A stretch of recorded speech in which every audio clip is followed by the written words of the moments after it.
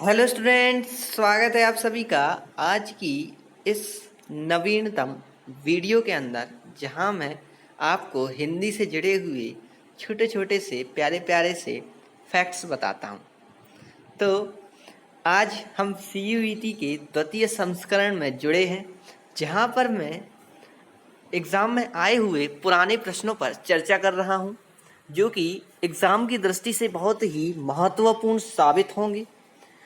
आप जानिए इस चीज़ को कि ये आपके लिए कितना महत्वपूर्ण है और कितना इफ़ेक्टिव हो सकता है, और दूसरों के लिए भी कि ये वीडियो कितना सहायक सिद्ध होगा। तो मैं चाहता हूँ आप लोग इस वीडियो को अपने दोस्तों, अपने साथियों, अपने संबंधियों को शेयर कीजिए, ताकि ज़्यादा से ज़्यादा लोगों को इसका फ़ायदा मिल सके। तो मैं चाहता हूँ कि आज की इस कड़ी में आप लोग ज़्यादा से ज़्यादा एक्टिव रहें, क्योंकि ये वही प्रश्न हैं जो CUET 2023 के अंतर्गत पूछे गए हैं और जिनका मैं विस्तृत समाधान ट्रिक के माध्यम से आपके सामने रखूँगा। आप लोग इसको अच्छे से कोडित करते हुए बेहतर तरीके से तैयारी में अपना योगदान दे पाएंगे। तो चलते हैं आगे, शुरू करें आज का लेक्चर। तो सबसे पहला प्रश्न जो दिया गया है वो है, त्राही त्राही अव्यय किसका सूचक है। तो ये क्वेश्चन जो है ये परीक्षा में पूछा गया क्वेश्चन है। तो आप देखिएगा, त्राही त्राही विस्मयादि बोधक अव्यय के अंतर्गत आता है। वे अव्यय शब्द जिनका वाक्य से तो कोई संबंध नहीं रहता है, परंतु वे वक्ता के हर्ष, शोक, विस्मय एवं तिरस्कार आदि भावों को सूचित करते हैं, विस्मयादि बोधक अव्यय कहलाते हैं। ये हो गई विस्मयादि बोधक की परिभाषा। अब देखिए, हर्षबोधक अव्यय क्या होते हैं। आहा, वाह वाह, क्या खूब, अरे शाबाश, ऐसे ही होता है। शोक बोधक अभ्यास अव्यय हाय हाय, हे राम, बाप रे बाप, त्राही त्राही और दैया दैया। तो ये अव्यय तो है विस्मयादि बोधक, लेकिन विस्मयादि बोधक में भी प्रकार है, वो है शोक बोधक। उसके अंतर्गत ये आ रहा है त्राही त्राही।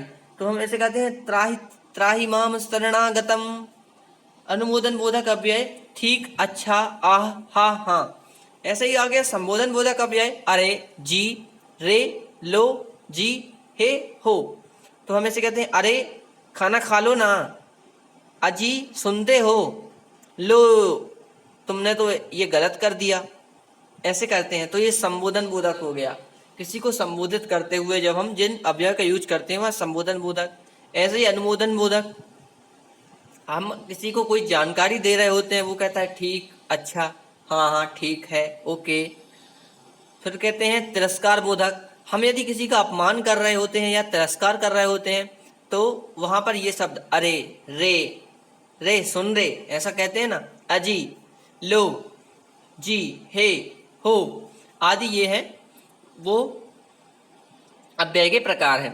तो मैं बताया मैंने आपको यहाँ पर कि जो संबंध नहीं रहता है वाक्य के साथ, लेकिन जैसे मैं अपने अंदर की फीलिंग्स को व्यक्त करना चाहूंगा तो अव्यय का उपयोग करूंगा, है ना। तो हर्ष, शोक और विस्मय को व्यक्त करते हैं। तो इस तरीके से अगले क्वेश्चन पर चलते हैं। निम्नलिखित मुहावरों का चयन कीजिए। अब ये मुहावरों वाला प्रश्न भी आपके CUET 2023 में पूछा गया है। अधजल गगरी छलकत जाए, आंखें खुलना, आसमान टूट पड़ना, अंधे की लाठी होना और ऊंची दुकान फीके पकवान। अब मैं आपको यहाँ पर एक ट्रिक बताना चाहता हूँ। ये ट्रिक ये लिखी हुई है,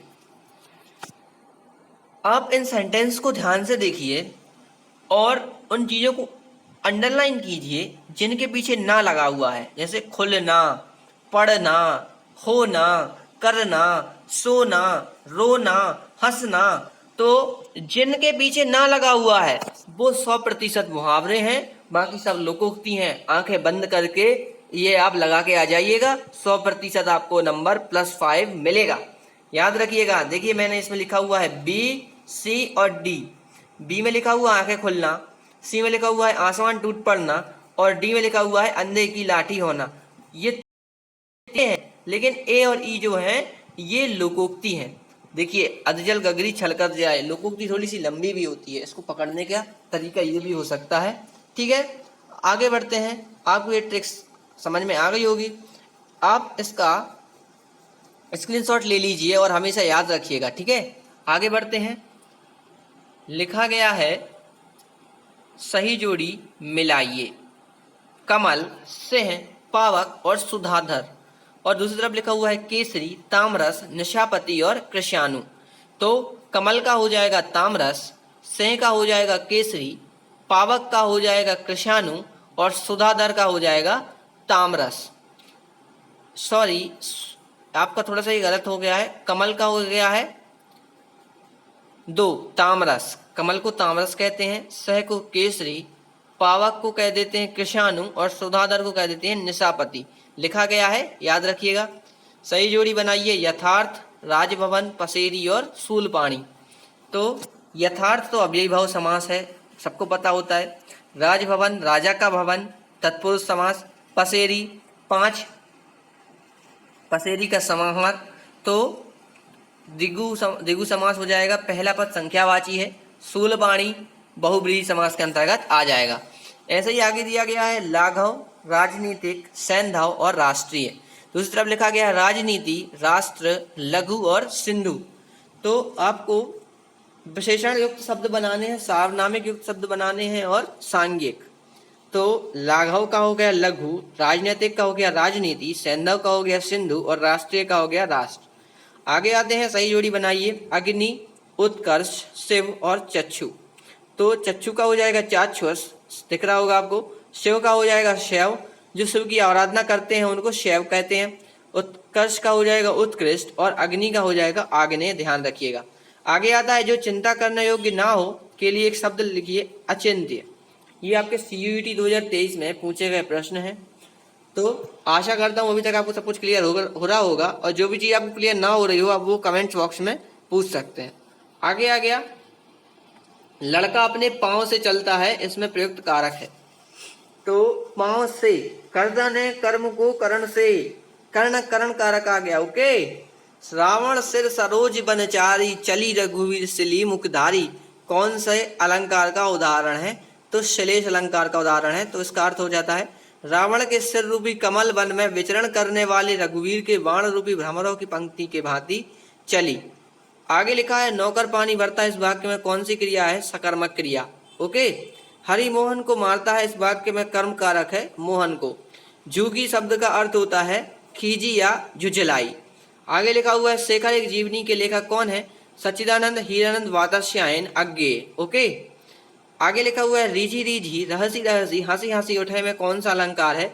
तो आप शब्दों की या वर्णों की आवृत्ति देख रहे होंगे। यहाँ अनुप्रास अलंकार है, और अनुप्रास अलंकार में भी कौन सा? वृत्त्यानुप्रास है। ओके। हिंदी में संचारी भावों की संख्या कितनी होती है?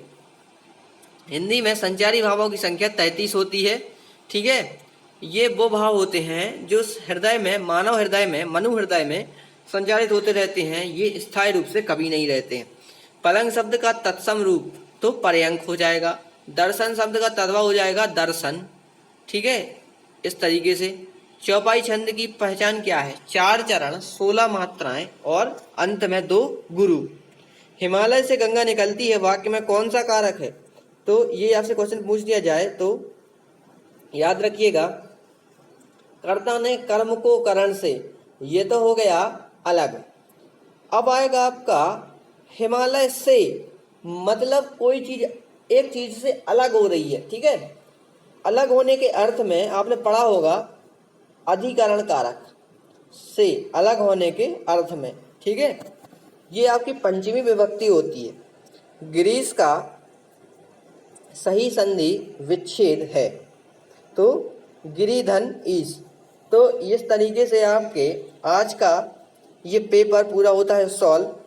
और ऐसे ही आगे पेपर जानने के लिए, उनका सॉल्यूशन समझने के लिए, उनकी विस्तृत गहन अध्ययन के लिए जुड़े रहिए हमारे चैनल नॉलेज प्लस के साथ। मिलते हैं अगली कड़ी के अंदर।